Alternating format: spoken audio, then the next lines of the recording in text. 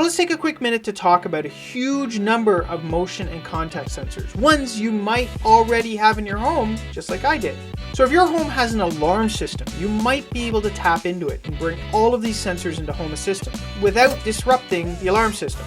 And actually, you may be able to control it from Home Assistant and create automations that react to different situations, like if the alarm is going off, or when you arm it, or when you disarm the system. Now, systems are all different, but many homes use a common interface, and with a small device, I have the Invisalink, you may be able to quickly connect all of your home alarm system sensors to Home Assistant. The Invisalink link is below. Check it out and see if it works for you.